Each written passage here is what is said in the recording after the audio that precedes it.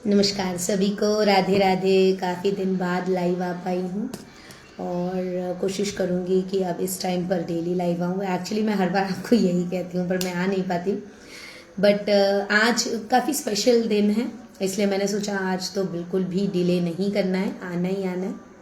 आज है शनि अमावस्या। कई जगहों पर आज के दिन पोला का त्यौहार भी मनाया जाता है, जहाँ पर जानवरों की पूजा की जाती है, बेसिकली गऊओं की और बैल की पूजा की जाती है, खासकर बैल की, क्योंकि ये फसलों का जो समय है ये होता है, शुरुआत होती है इन चीज़ों की।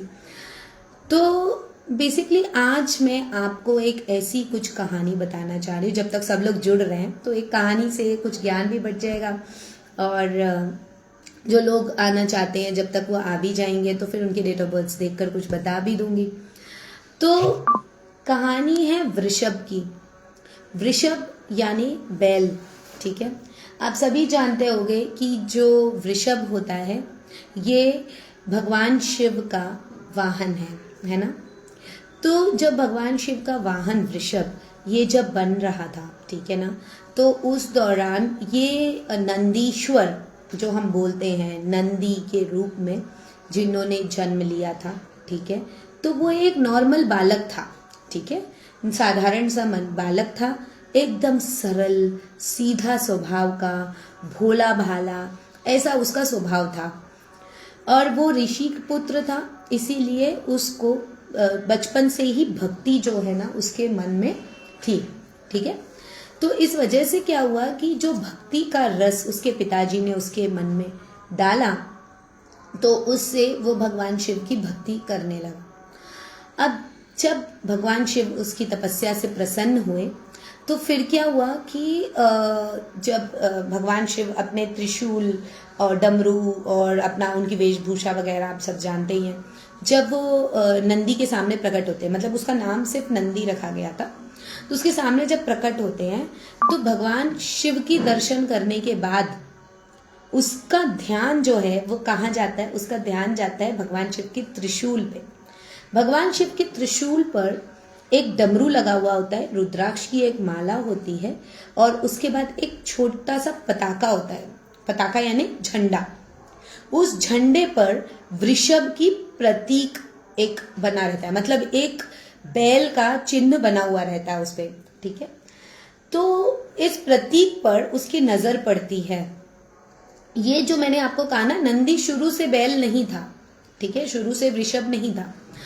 तो क्या हुआ कि जब उसकी नजर उस पर पड़ती है तो वो भगवान शिव से प्रश्न करता है कि आपके त्रिशूल में जो ये पताका लगा हुआ है इस पे ये वृषभ का चिन्ह क्यों है। तब भगवान शिव उसे कहते हैं कि पुत्र, ये जो वृषभ का चिन्ह है ये धर्म का प्रतीक है। ये धर्म का प्रतीक है क्योंकि ये 4 पैरों से खड़ा है। ये सतयुग है और इस सतयुग में धर्म 4 पैरों से खड़ा है। अगर आपने वाल्मीकि रामायण या काकभूषुंड जी जो कहानी बता रहे रामायण में, वो अगर आपने सुना होगा तो उसमें बताया जाता है कि जो उस समय जब राजा परीक्षित के समय जब ये धर्म का विस्तार जो है वो कम हो गया था, तब उस समय शुरुआत में अगर आपने श्रीमद् भागवत की कहानी भी सुनी होगी ना, तो उसमें भी यही सारी चीजें बताई जाती है कि जो एक वृषभ रहता है, एक बैल होता है, वो एक पैर से खड़ा रहता है, बाकी उसके 3 पैर होते ही नहीं। क्यों? क्योंकि कलयुग में धर्म सिर्फ एक पैर पे खड़ा है और उसके 3 पैर गायब हैं। उसी प्रकार सतयुग में धर्म 4 पैरों से खड़ा, और इसीलिए भगवान शिव की जो पताका होती है ना उसमें चारों पैर पर वृषभ खड़ा हुआ रहता है। तो ये धर्म का प्रतिरूप है कि मैं केवल धर्म का साथ देता हूँ। जो व्यक्ति धार्मिक होते हैं, धार्मिक का मतलब ये नहीं कि पूजा पाठ करो, धार्मिक का मतलब होता है कि कभी किसी का बुरा मत सोचो, कभी किसी के साथ में कुछ धोखा मत करो, ठीक है, किसी को धोखा मत दो आप, और आप किसी की कोई चीज कोई वस्तु लेकर रख मत लो। कभी कभी क्या होता है ना, हम भूल जाते हैं किसी को लौटाना, फिर उसके बाद देख के हमें याद आ जाता है कि हमारा नहीं है, लेकिन फिर भी हम सोचते जान दो, उसको तो याद नहीं है, छोड़ दो। ये अधर्म होता है। मतलब ऐसी छोटी छोटी सी चीजें जो हमारी डे टू डे लाइफ में होती रहती हैं, हम अपने आप थोड़ा थोड़ा अधर्म की तरफ बढ़ते चले जाते हैं। तो धर्म का मतलब क्या होता है कि सही राह पर चलना, इंसानियत को अपनाना, ये सारी चीजें धर्म के राह पे चलती। तो भगवान शिव की जो पताका है उस पे ये कहा गया कि धर्म की राह पर चलना है। तो जो नंदी थे वो नंदी को ये बात बहुत अच्छी लगी, तो उन्होंने बोला, हे प्रभु, आप यदि मुझे वरदान देना चाहते हैं तो मैं हमेशा आपके साथ में इस वृषभ के रूप में रहना चाहता हूँ। तो भगवान शिव नंदी के तपस्या से प्रसन्न तो थे ही, तो उन्होंने बोला ठीक है, पर अगर आप वृषभ के रूप में रहना चाहते हो तो मैं भी आपको एक वाहन के रूप में रखना चाहता हूँ। तो मुझे ऐसा सरल स्वभाव का, सीधा साधा, भोला भाला सा भक्त तो कभी मिलेगा ही नहीं।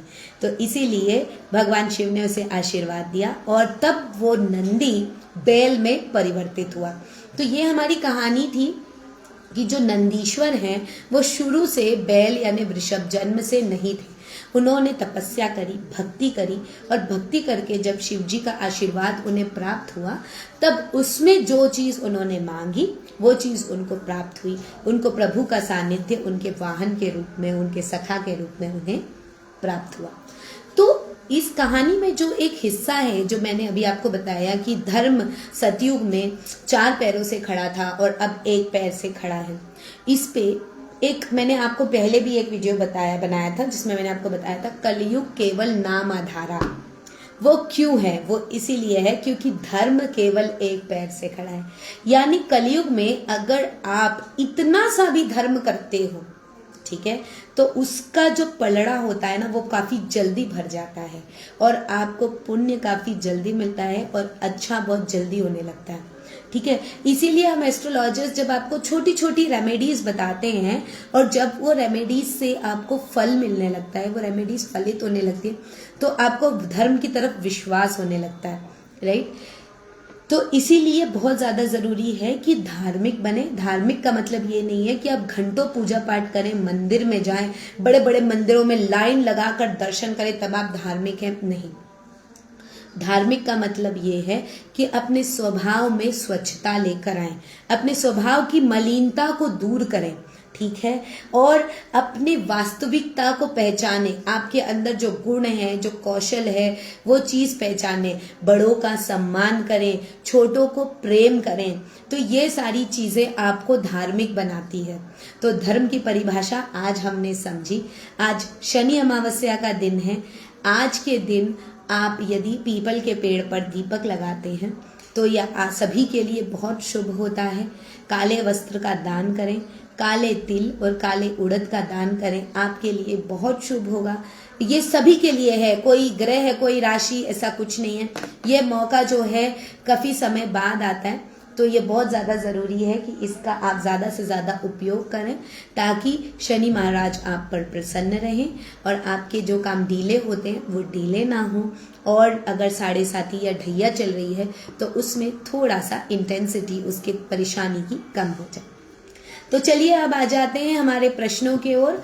आप में से कई लोग यहाँ पर लाइव मुझे दिख रहे हैं। अगर आप लोग अपने बारे में कुछ पूछना चाहते हैं, कुछ बताना चाहते हैं तो आप लोग पूछ सकते हैं। आपकी डेट ऑफ बर्थ यहाँ चैट बॉक्स में डाल दीजिए, मैं कुछ प्रेडिक्शंस आपको बताऊंगी फ्री ऑफ कॉस्ट। और अगर आप मुझसे कंसल्टिंग चाहते हैं तो आप कभी भी मेरे व्हाट्सएप पर, मेरे मैसेंजर पर कनेक्ट करके मुझसे कंसल्टिंग ले सकते हैं। पर्सनल कंसल्टिंग भी ले सकते हैं, और अगर आप एस्ट्रोसेज के माध्यम से लेना चाहते हैं तो उससे भी ले सकते हैं। एस्ट्रोसेज ऐप पर मैं एक वेरीफाइड एस्ट्रोलॉजर हूँ। हालांकि टाइम कम मिलने के कारण ज़्यादा फॉलोअर्स नहीं हो पाते हैं, लेकिन फिर भी रेटिंग 5 स्टार ही जाती है। तो आप सभी की कृपा और आशीर्वाद से एस्ट्रोलॉजी के करियर की काफ़ी अच्छी सेटअप और काफ़ी अच्छी शुरुआत हो चुकी है। और अगर आप चाहते हैं कि कुछ आपके बारे में बताऊं तो प्लीज़ आप अपनी डेट ऑफ बर्थ डालें ताकि मैं आपको आपके बारे में कुछ बताकर कुछ समस्याओं का निदान बता सकूं, और यदि कुछ अच्छा चल रहा है तो उसको कितने समय तक अच्छा रख सकते हैं उसके लिए कुछ और भी चीज़ें बता सकूं। तो मैं अभी आप लोगों का इंतज़ार कर रही हूँ। कृपया अपनी डेट ऑफ बर्थ डालें ताकि मैं आपको मैक्सिमम अच्छी से अच्छी बातें बता सकूं। जी,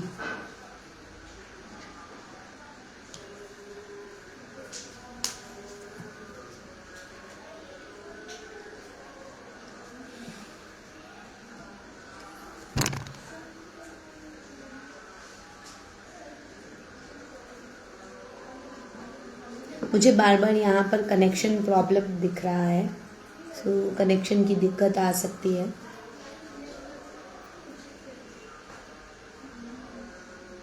हेलो अनीता दीदी, कैसे हो? आवाज़ आ रही है मेरी अनीता दीदी आपको?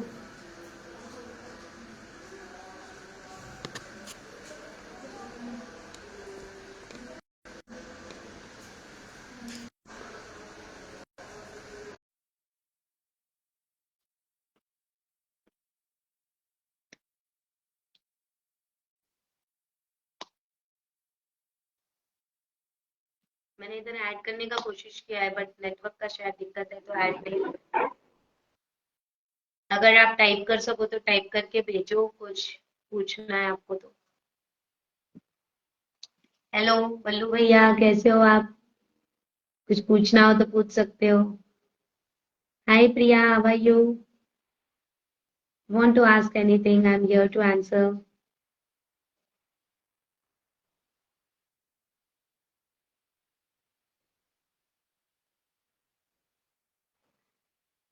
हेलो सोनम, आ रही है आवाज? हाँ चलो, आपका मैसेज भी आ रहा है अनीता दीदी। ठीक है, उस समय आप बोल रहे थे कुछ पूछना था आपको।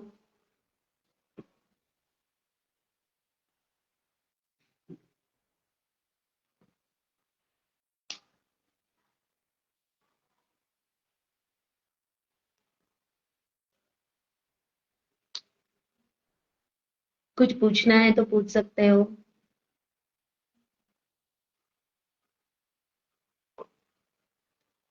एक्चुअली बारिश हो रही है ना, यहाँ हमारे यहाँ पे काफी तेज बारिश हो रही है, तो इस वजह से नेटवर्क की भी दिक्कत आ रही है।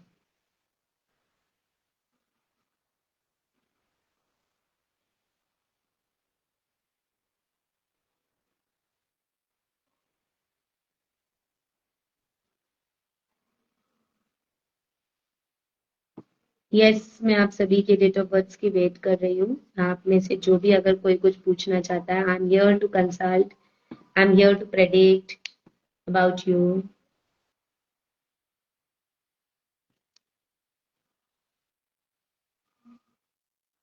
कुछ भी अगर आप पूछना चाहते हो प्लीज टाइप करके भेजो। ओके ओके, ठीक है, आप पर्सनली मैसेज करो। ओके।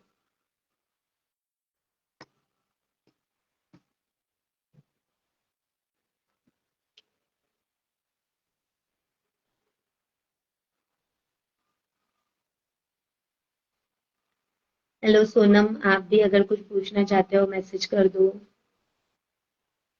किसी को कुछ भी पूछना है प्लीज आप मुझसे कंसल्ट कर सकते हो।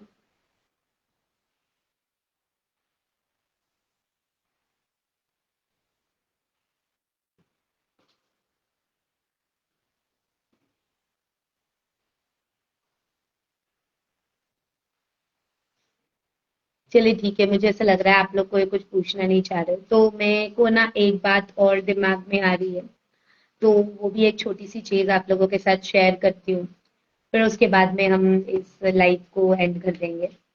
सो क्या होता है ना, कई बार सभी के साथ में एक चीज होती है, शायद आप लोगों के साथ भी हुआ होगा। हमें ना कई बार ऐसे ना ट्रेन से जा रहे होते हैं या बस से जा रहे हैं या कहीं से भी जा रहे होते हैं, और हम एक डेस्टिनेशन पर पहुंचते हैं, फिर हमें पता चलता है कि वहां पर है ना एक्सीडेंट हुआ, और फिर थोड़ी देर पहले ही हम वहां से निकले थे, 2 सेकंड पहले हम उधर होते तो हमारे साथ हो जाता, कुछ ना कुछ गलत हो जाता। क्या लगता है आपको कि आपको किसी ने बचाया, या आपके अच्छे कर्मों ने आपके इस अवस्थाओं को रोक कर रख दिया, या आपके साथ बुरा नहीं होने दिया? तो मैं आपको बताऊं, देखिए क्या होता है ना, हमारी भक्ति और हमारी श्रद्धा कभी कभी ऐसे मौके पर जो है अनजाने तरीके से हमारा साथ देती है। हमारे जो अच्छे कर्म होते हैं ये हमें ऐसी बुराई होने से बचाते हैं। कई बार देखो, ऐसे कितने आजकल तो कितना चल रहा है, फ्रॉड चल रहा है, ये बोल रहे हैं कि ओटीपी नहीं बताना, ये नहीं बताना, वो नहीं बताना, लेकिन फिर भी कई बार लोग जागरूक होने के बावजूद भी अपने पैसे गवा चुके होते हैं, राइट। लेकिन कई फ्रॉडलेंट्स आपके पास आते हैं, कॉल्स आते हैं, सब आता है, और आपको जब ओटीपी वगैरह ये सब देने की बारी आती है, आप कई बार समझ भी नहीं पाते, लेकिन यदि आपके अच्छे कर्म है और ईश्वर आपके साथ है तो कई बार वो ओटीपी ही नहीं आता और आप उस चीज से बच जाते हैं, राइट। तो ये सारी चीजें जब किसी के साथ होती है तब आप बिल्कुल ये चीज समझिए कि ईश्वर का आशीर्वाद आपके ऊपर हर एक अवस्था में है। किसी भी रूप में हो सकता है, वो आपके माँ के रूप में हो सकता है, वो आपके गुरु के रूप में हो सकता है, वो आपके ईश्वर के रूप में हो सकता है, वो आपके स्वयं की अवस्थाओं के रूप में हो सकता है। स्वयं की अवस्था का मतलब मेन समझते हैं। स्वयं की अवस्था का मतलब होता है आपके स्वयं के अच्छे कर्म। कई बार हम रास्ते से निकलते हैं और निकलते वक्त किसी की हम मदद कर देते हैं, पर हम उसको ध्यान नहीं देते, अरे जान दो छोड़ो। कई बार हम खाना खाने के लिए रेस्टोरेंट्स में जाते हैं, वेटर को हम टिप दे देते हैं। कई बार हम ऑटो रिक्शा में जाते हैं और अगर 15 रुपए किराया हुआ होता है या 16 रुपए किराया हुआ रहता है, हम 20 रुपए देकर बोलते हैं कीप द चेंज, राइट। तो ये जो चीजें होती है ना, छोटी छोटी सी चीजें, ये आपके अच्छे कर्मों में गिनती होती है। और जब ये छोटी छोटी सी चीजें जब आपके अच्छे कर्मों में गिनती होती है ना, तो ये छोटी छोटी सी चीजें आपको बड़ी बड़ी मुसीबतों से बचाती है। कई बार ऐसा होता है कि बड़े बड़े हादसे आपके ये छोटे छोटे से कर्मों से टल जाते हैं।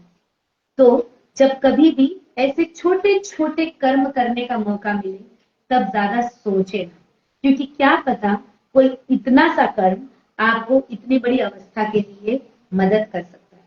आपको पता है सुई कितनी छोटी सी होती है और उसकी नोक कितनी छोटी होती है, लेकिन जितने भी आप कपड़े पहनते हो ना, उसकी सिलाई वो इतनी सी सुई ही करती है ना। और नए नए डिजाइनर ड्रेसेस, नए नए डिजाइनर फैशन, सब सिर्फ एक छोटी सी सुई का कमाल होता है। अगर आप लोग में से कोई फैशन डिजाइनर है या आप फैशन की दुनिया को समझते हो तो आपको ये चीज अच्छे से समझ में आएगा। अगर सुई टूट जाए ना तो बड़े से बड़ा फैशन डिजाइनर, फैशन मेकर भी कुछ नहीं कर सकता जब तक दूसरी सुई नहीं आ जाती। तो वो है इतनी सी, लेकिन काम बड़े बड़े करती है। इसीलिए कभी भी अगर आपको छोटा सा 1 रुपया 2 रुपए का भी दान करने का मौका आ जाए ना, तो उसे कभी भी गवाना नहीं चाहिए।